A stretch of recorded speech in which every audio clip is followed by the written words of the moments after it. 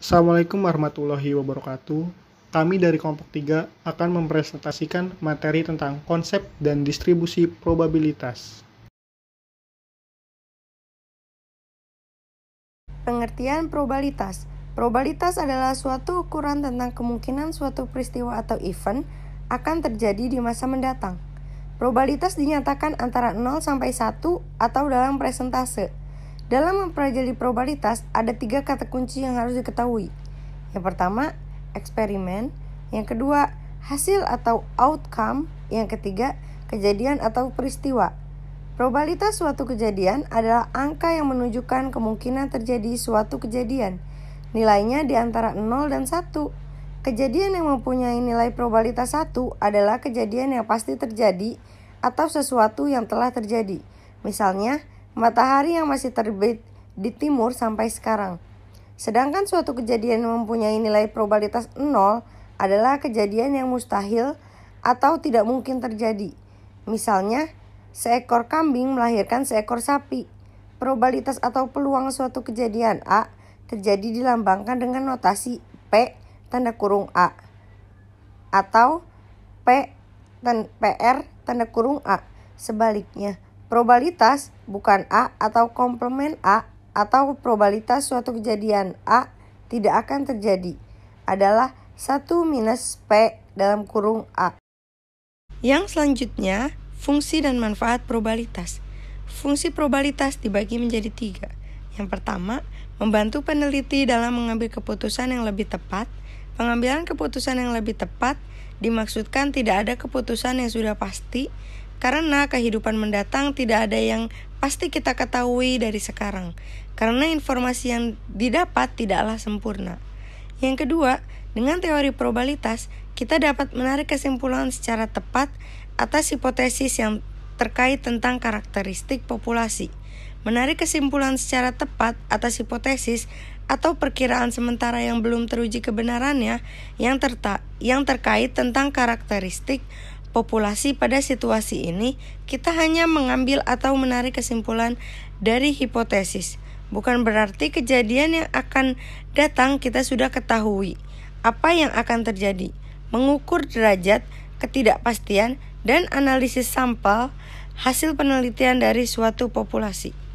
Yang selanjutnya, manfaat probabilitas dalam kehidupan sehari-hari adalah membantu kita dalam mengambil suatu keputusan serta meramalkan kejadian yang terjadi jika kita tinjau pada saat kita melakukan penelitian.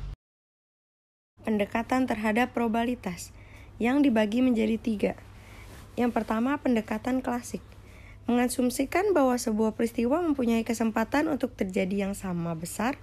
Probabilitas suatu peristiwa kemudian dinyatakan sebagai rasio antara jumlah kemungkinan hasil dengan total kemungkinan hasil, atau rasio peristiwa terhadap hasil, yang dirumuskan probabilitas suatu peristiwa sama dengan jumlah kemungkinan hasil atau peristiwa dibagi jumlah total kemungkinan hasil.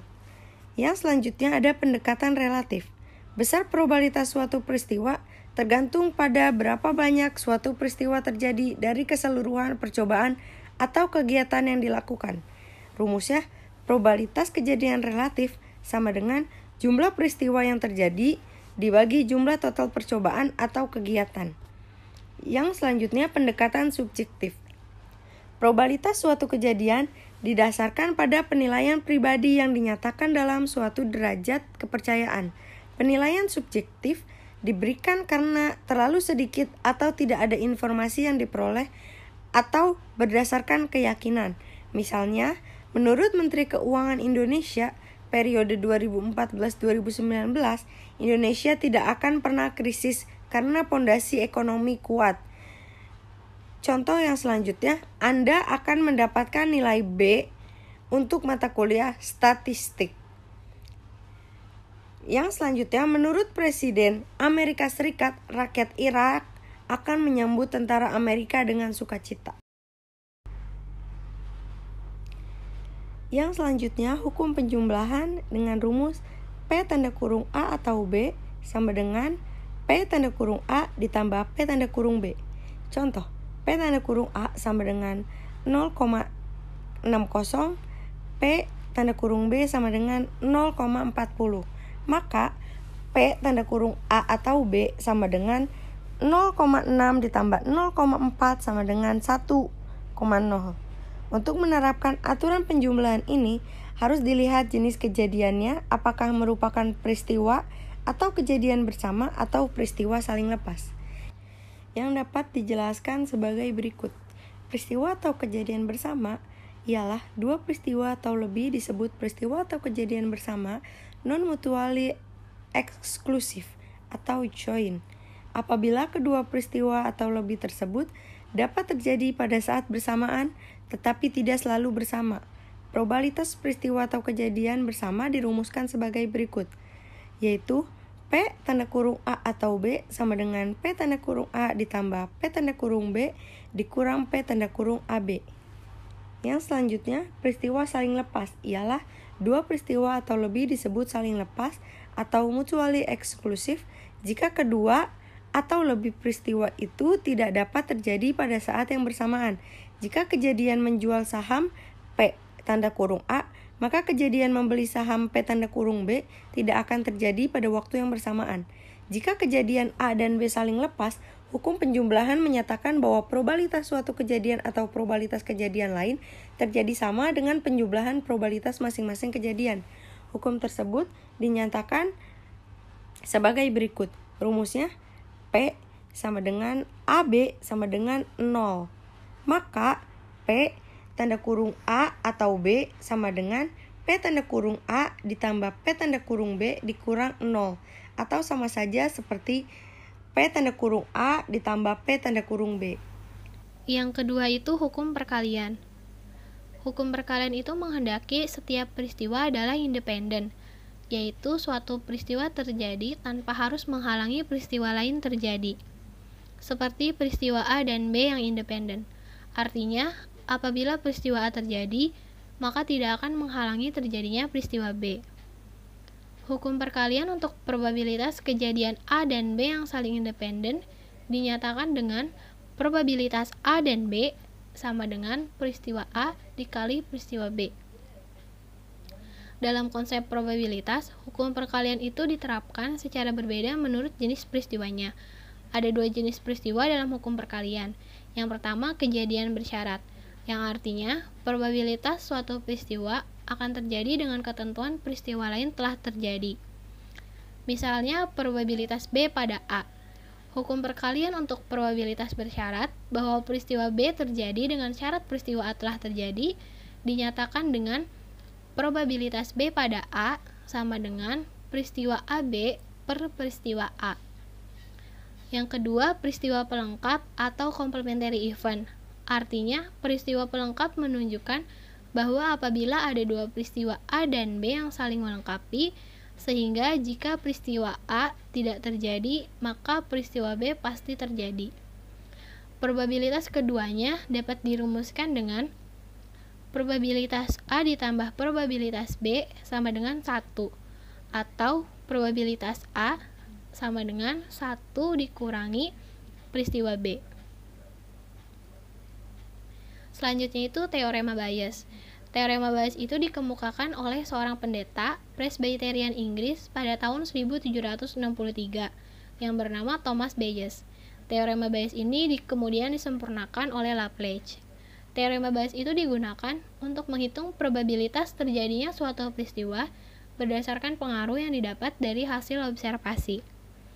Teorema ini menerangkan bahwa hubungan antara probabilitas terjadinya peristiwa A dengan syarat peristiwa B telah terjadi, dan probabilitas terjadinya peristiwa B dengan syarat peristiwa A telah terjadi.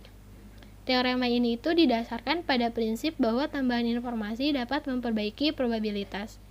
Teorema Bayes itu dapat dirumuskan dengan peluang kejadian A1 apabila B terjadi sama dengan peluang kejadian A1 dikali peluang kejadian B apabila A1 terjadi per peluang kejadian A1 dikali peluang kejadian B apabila A1 terjadi ditambah peluang kejadian A2 dikali peluang kejadian B apabila A2 terjadi ditambah peluang kejadian A1 dikali peluang kejadian B apabila A1 terjadi.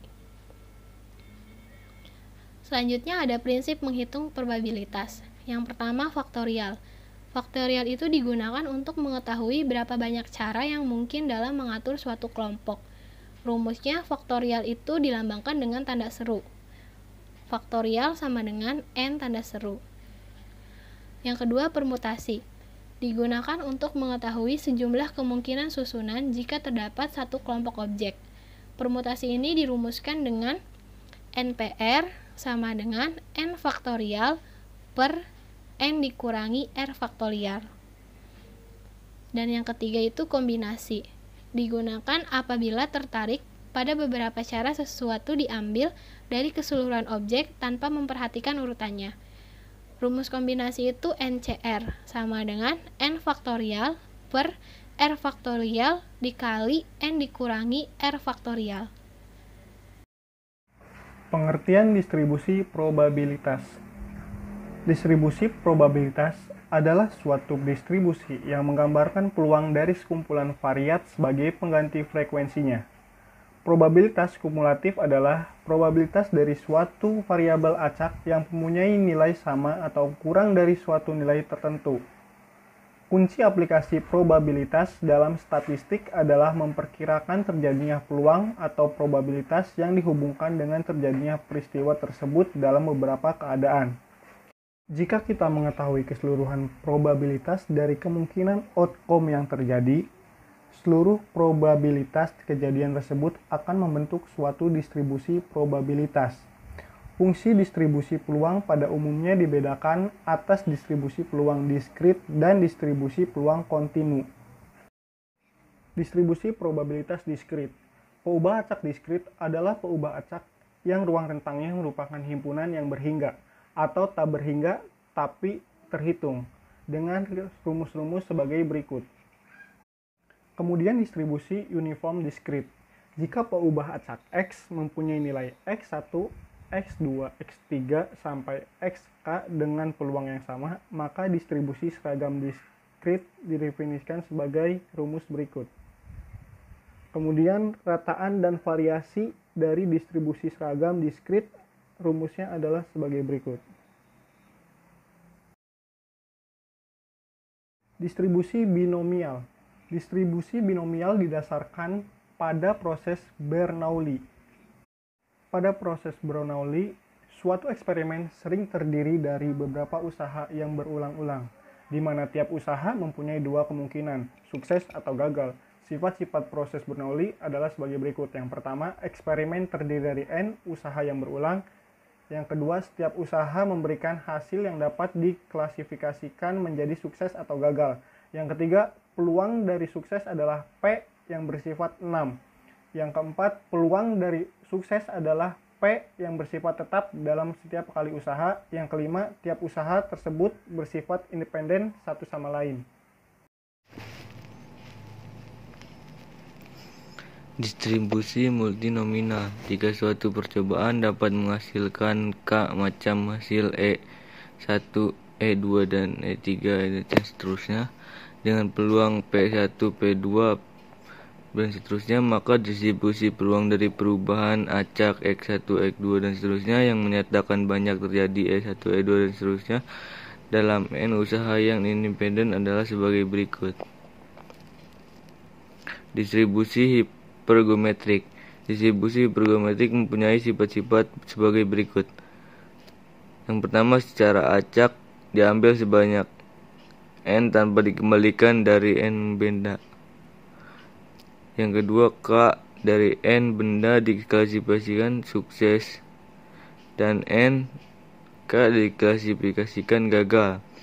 Jumlah sukses K dari eksperimen hipergeometrik disebut peubah acak hipergeometrik. Distribusi peluang dari peubah acak hipergeometrik disebut dengan distribusi hipergeometrik dan nilainya dinotasikan dengan sebagai berikut. Distribusi peluang dari peubah acak hipergeometrik X yaitu jumlah sukses dari sampel acak berukuran N yang diambil dari N benda di mana terdapat K jumlah sukses dan N K jumlah gagal. adalah sebagai berikut. Distribusi Poisson. Eksperimen Poisson adalah eksperimen yang menghasilkan nilai numerik dari perubah acak X pada selang waktu yang tertentu di atau daerah tertentu. Contoh: 1. Jumlah panggilan telepon dalam waktu 1 jam diterima oleh responsionis. 2. Banyaknya pertandingan tenis yang terpaksa diundurkan karena terjadinya hujan selama musim hujan. 3. Banyaknya tikus dalam atau hektar sawah. Banyaknya salah ketik dalam satu halaman. Sifat-sifat proses Poisson. 1. Jumlah hasil yang terjadi dalam satu selang waktu atau daerah tertentu adalah independen terhadap hasil yang terjadi pada selang atau daerah lain. Proses Poisson dikatakan tidak mempunyai ingatan.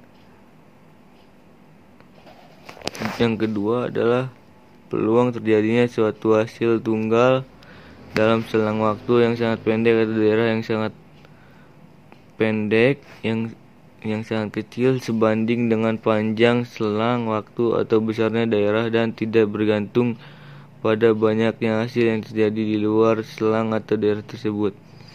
Yang ketiga, peluang terjadinya lebih dari suatu hasil yang terjadi dalam selang waktu yang pendek dapat diabaikan. Peluang distribusi perubah acak Poisson X yang menyatakan bahwa sukses yang terjadi dalam selang waktu atau daerah tertentu dinotasikan dengan T adalah di mana T adalah rata-rata banyaknya sukses terjadi persatuan waktu daerah, dan E sama dengan 27.1828. Rataan dan variasi dari distribusi Poisson adalah sama, yaitu sebagai berikut. Distribusi probabilitas kontinu. Distribusi peluang kontinu adalah perubah acak yang dapat memperoleh semua nilai pada skala kontinu. Ruang sampel kontinu adalah bila ruang sampel mengandung titik sampel yang terhingga banyaknya. Syarat dari distribusi kontinu adalah apabila fungsi X adalah fungsi padat peluang perubah acak kontinu X yang didefinisikan di atas himpunan semua bilangan real. Distribusi normal. Distribusi normal mungkin merupakan distribusi probabilitas yang paling penting baik dalam teori maupun aplikasi statistik. Distribusi ini banyak digunakan sebagai model bagi data real di berbagai bidang yang meliputi antara lain karakteristik fisik manusia, makhluk hidup, berat, tinggi badan manusia, hewan, dan lain-lain. Terdapat 4 alasan mengapa distribusi normal menjadi distribusi yang paling penting. Yang pertama adalah distribusi normal terjadi secara alamiah. Yang kedua, beberapa variabel acak yang tidak terdistribusi normal dapat dengan mudah ditransformasikan menjadi suatu variabel acak yang normal. Yang ketiga, banyak hasil dan teknik analis yang berguna dalam memperkerjakan statistikanya bisa berfungsi dengan benar jika model distribusinya merupakan distribusi normal. Yang keempat, ada beberapa variabel acak yang tidak menunjukkan distribusi normal pada populasi tersebut ternyata menunjukkan distribusi normal. Distribusi normal disebut juga Gaussian distribusi adalah salah satu fungsi distribusi peluang berbentuk lonceng seperti gambar berikut. Berdasarkan gambar di samping, distribusi normal akan memiliki beberapa ciri, diantaranya yang pertama, kurva berbentuk garis lengkung yang halus dan berbentuk seperti genta. Yang kedua, simetris terhadap perataan. Yang ketiga, kedua ekor atau ujungnya semakin mendekat sumbu, habisnya tetap tidak pernah. Yang keempat, jarak titik belok kurva tersebut dengan sumbu simetris sama dengan luas daerah di bawah lengkungan kurva tersebut kurang sama dengan atau 1 atau 100%. Distribusi normal standar. Sembarang distribusi probabilitas normal dapat diubah menjadi distribusi probabilitas normal standar. Distribusi normal standar disebut juga dengan distribusi Z karena hasil standarisasi dari distribusi probabilitas normal dengan distribusi probabilitas normal standar disebut dengan nilai Z, yaitu sebagai berikut. 1. Pendekatan normal terhadap binominal probability mass function. Dari distribusi normal ada rumusnya sebagai berikut. Distribusi probabilitas normal dapat digunakan sebagai pengganti distribusi binominal pada nilai n yang besar. Karena jika n bertambah, distribusi binominal menjadi semakin mendekat. Distribusi normal transformasi Z adalah sebagai berikut. Namun hal tersebut perlu diperhatikan bahwa terdapat perbedaan yang signifikan dari kedua distribusi tersebut. Distribusi probabilitas normal merupakan distribusi probabilitas kontinu, sementara distribusi probabilitas binominal merupakan distribusi probabilitas diskret. Oleh sebab itu, terdapat faktor koreksi kontinuitas.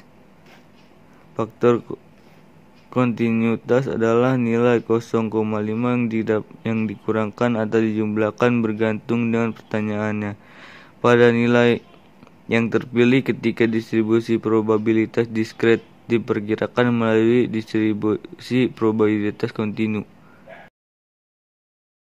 Cukup sekian yang dapat kami sampaikan. Kurang lebihnya mohon maaf. Wabillahi taufiq wal hidayah. Wassalamualaikum warahmatullahi wabarakatuh.